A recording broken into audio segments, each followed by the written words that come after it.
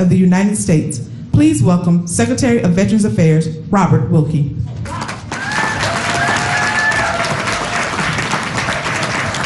Thank you all very much. Governor Sandoval, Senator Heller, Attorney General Laxalt, veterans and friends, welcome to America's Department of Veterans Affairs. 6 weeks ago, I stood in the Oval Office and placed my hand on a Bible that was carried into battle 100 years ago by my wife's grandfather. He was 18 years old, a teenager from the rural Carolinas. He was one of 2 million young Americans who were called across the ocean to perform deeds that awed the world. It is their descendants that we are honored to serve here at the Department of Veterans Affairs. Ordinary American men and women who never put their uniforms away and who remind us every night that it was their sacrifices that allow us to sleep soundly. President Trump was the first candidate and the first president to put veterans at the centerpiece of his campaign and his administration. Because of that, we are on the cusp of the greatest transformative period in the history of Veterans Affairs. We are beginning to put in place the Choice Act, the Mission Act, and accountability. The signing today gets us on that road. So, I have the distinct pleasure and the high honor of presenting the Commander-in-Chief, the President of the United States, the Honorable Donald Trump.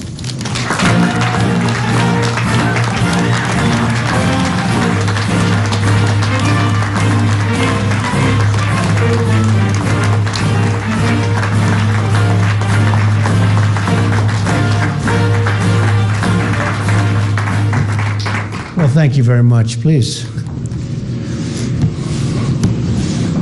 It's great to be with you, and thank you to Secretary Wilkie, who's doing an incredible job, I have to say, and also to the great leadership of the Department of Veterans Affairs. Some of those great leaders are with us today. Today, I'm honored to be at the North Las Vegas VA Medical Center to sign into law a historic government funding bill that will renovate our nation's military bases and provide great world-class care to our great veterans. Unless you don't want it. Unless you don't want it.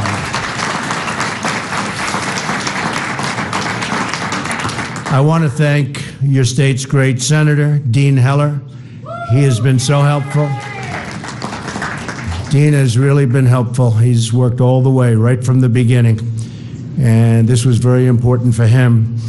But for working so hard to get the bill passed and get it put right on my desk and to pass the groundbreaking VA reform. There's never been reform like we've been able to do over the last very short period of time.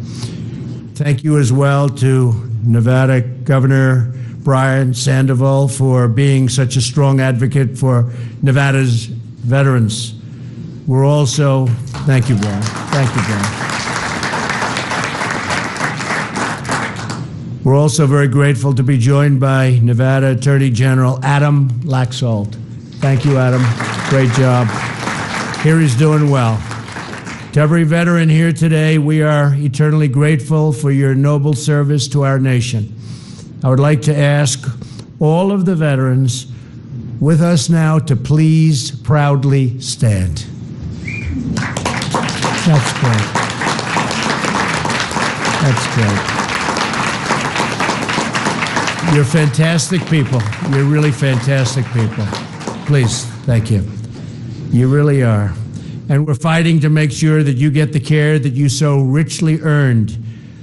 And today's legislation is one more promise that the Trump administration is keeping. And we've done a lot of promises and we've kept them all. And this is another one for the veterans. With this funding bill, we've increased the VA's budget to the largest ever. We are delivering the resources needed to fully implement crucial VA reforms that, as you know, we've gotten. You know the reforms. We're going to go over them in a minute, but they are some reforms. And to deliver for our great veterans, just the way I said I would, constantly on the campaign trail. You backed me and I back you. That's the way it works, right? That's the way it's supposed to work in life. And with our booming economy, which is now, I think we can easily say, the greatest economy maybe we've ever had in our country. Stock markets yesterday, and I believe they're up today, so that means today. But the stock markets yesterday hit the highest they've ever been in the history of our country. And we've broken the record now over 100 times. So we keep breaking it. And actually, we have a long way to go. There's tremendous potential. So with our booming economy, I'm also proud to report that the veterans' unemployment recently achieved its lowest level in more than 20 years. That means a lot of jobs are taking place. Last year, I also signed into law the landmark V.A.A. Accountability Act. You know all about that. And that was something that was very important to me because you couldn't do anything. You couldn't, if somebody was bad. You get a lot of great people, but you have some bad ones. You couldn't do anything. Now you can do it. So I want to thank the dedicated Veterans Affairs doctors, nurses, and staff members who join us. Now we're finally rewarding the many great people at the VA while also ensuring that those who mistreat our veterans, we had people that really mistreated our veterans, they are now being held accountable. That's why it's called the VA Accountability Act. And they are being held seriously accountable, right, Mr. Secretary? He's had a lot of fun. He's had a lot of fun. We take care of our good ones, and the others are held accountable, right? And there was no way you could hold them accountable. They could be sadists. You had some of them, too. Doesn't sound nice. They could be thieves. They could rob you blind. They could steal money, and you couldn't do anything about it. Now you can do whatever you want. Now you do what's right. And you have a secretary that's doing what's right. He's tough and he's smart. Good.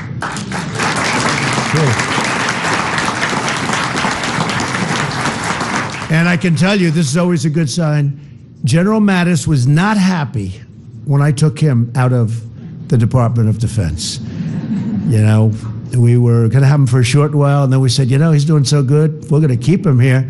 He wasn't happy, and that's usually a good sign, isn't it, Governor? When they're not, if they're happy, that's not a good sign. He wasn't happy. He's still not happy, but that's all right. But you're happy, right? In a few months, and a few months ago, I was very proud to sign into law another tremendous victory for our veterans. Maybe this is the one that we kept talking about and talking about. 48 years, they couldn't get it approved. Made so much sense.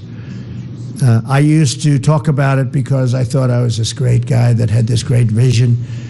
It's called VA Choice. And I said, you know, if you have lines where you can't see a doctor for 2 weeks, 3 weeks, 4 weeks, 12 days, 8 days, how about 1 day? No good. I said, I have an idea. Send them out to a private doctor. Got great doctors. And they'll be taken care of immediately. We'll pay the bill. I thought it was like this great idea. Well, they thought about it for 40 years. They couldn't get it passed. We got it passed. So we have now VA Choice. So now if a veteran can't get the care they need from the VA in a timely fashion, they have the right to go see a private doctor. Today, for the first time in American history, I am about to sign a bill that will fully and permanently give our great and cherished veterans choice. So you don't have to wait in line for 18 days to take care of a simple, we had people waiting in line with a simple problem that by the time they saw the doctor, they were terminally ill. No more of that. If you have a line, you go see a doctor. You get yourself taken care of. We take care of it, okay? Good. It was amazing. It was amazing. You would think that would have been easy to pass? Well, there's a reason it took so many years. It wasn't easy. You have different groups and different people, but in the end, we all came together and we got it done. VA Choice. Here with us today is Vin Putigno, a Vietnam veteran who's a great guy who lives in Las Vegas. And now through the choice program, he can see the specialist doctors that he needs while still getting his primary care through the VA medical centers like this one. And that's the other thing. There's so many great things that they do that people don't recognize. And you don't have to go out all the time to get what you need, because so much of it is taking place here. We have some tremendously talented people. I always hear about the incredible level of treatment and talent that the doctors have. You have really incredible doctors and nurses. You had to get to them, that was the problem. But you have some tremendously talented people. So Vin, I'd like you, if you would, to say a few words about VA Choice. Please. Thank you, Vin. My pleasure. Thank you, Vin. Yeah, thank you. First of all, good morning. Thank you, Mr. President, for those kind words. I wish my mom was here, because she wouldn't believe you. Anyway, it's an honor to stand with you today in your continued fight to bring the VA to where it is and should be. Your leadership and your support, specifically for the Veterans Choice Program and signing this VA Mission Act, when is, from what I understand, is going to be the blueprint of the future of the VA controlled by Secretary Wilkie and yourself. I'm a 100% disabled Marine Corps combat veteran who had the privilege of serving my country during the Vietnam War. And as a part of the 2nd Battalion, 3rd Marines, 3rd Marine Division. I've lived here in Nevada for the past 2 years, and because of the VA Choice Program, I now receive outstanding treatment by doctors and nurses, both in the VA here and outside to the community, the medical community outside. Like I said, this is a very special situation. I'm getting old. I think a couple of us in here are too. But with this age thing comes, special needs problems.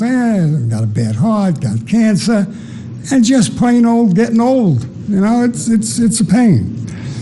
I wish to share with you a personal story.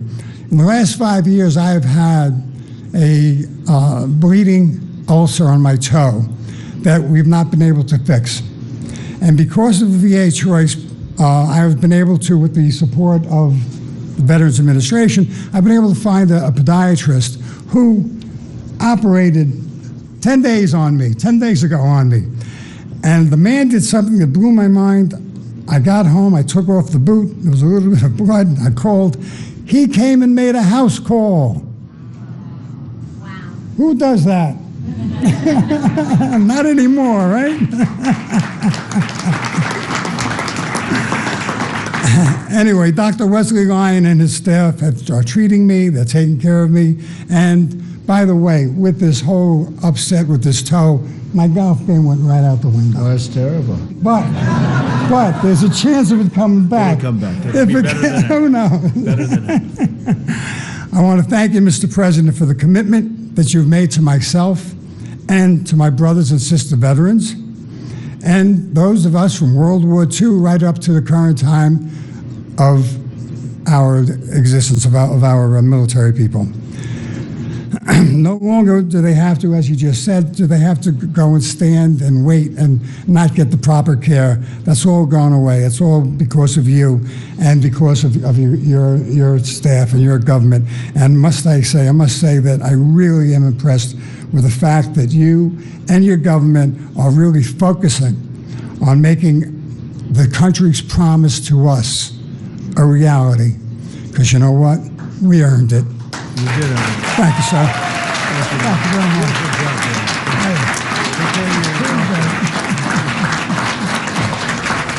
That's great.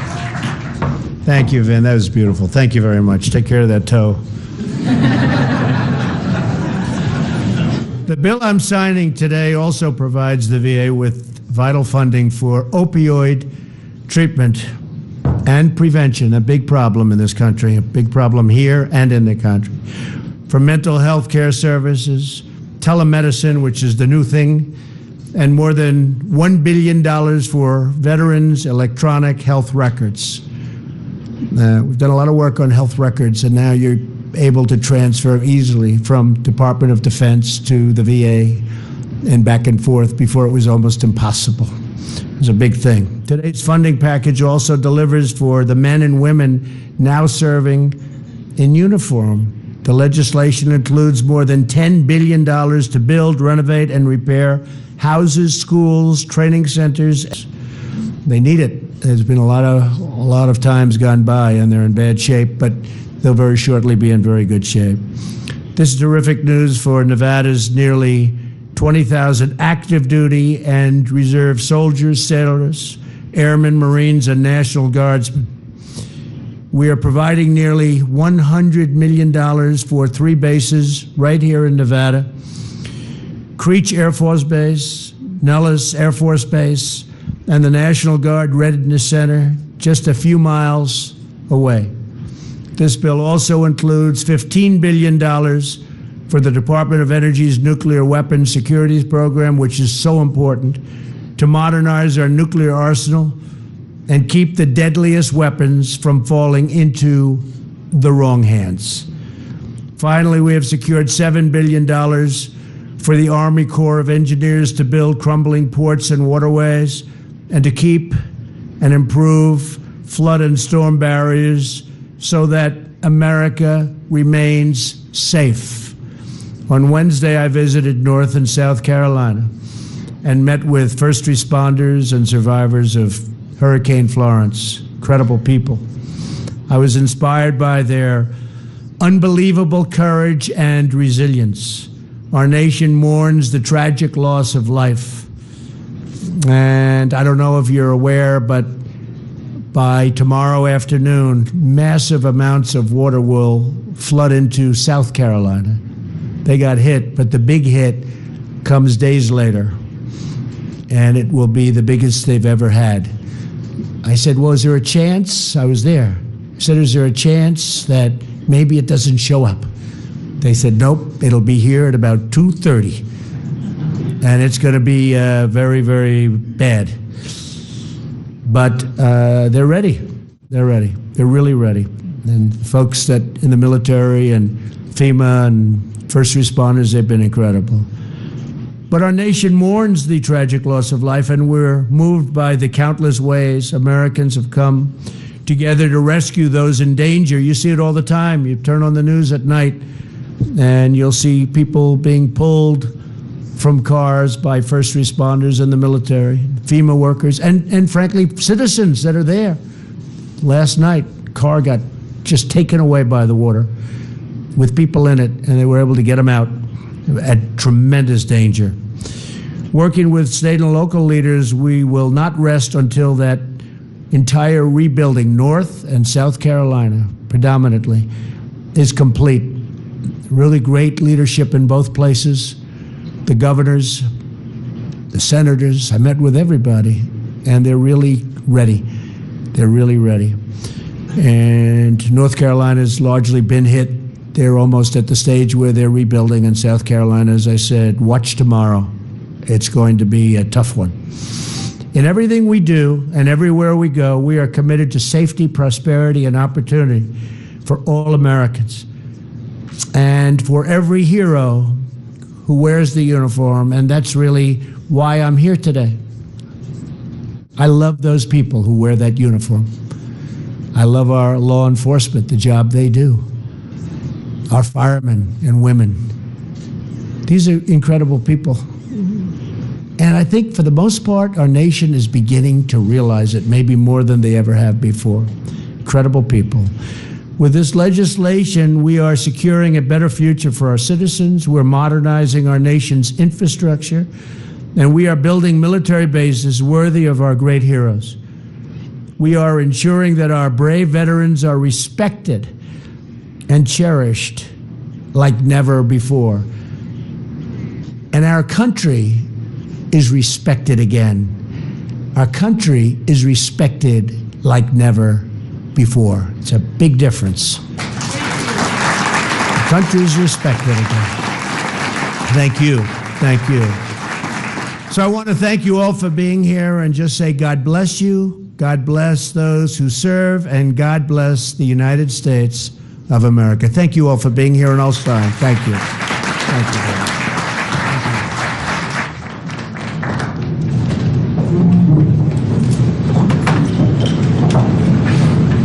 Okay.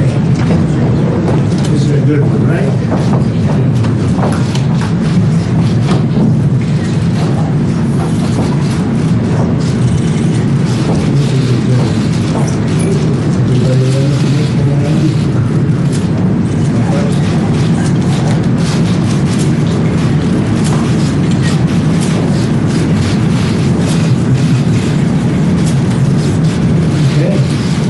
Where's our secretary? He's got to make it work, so we have to give that.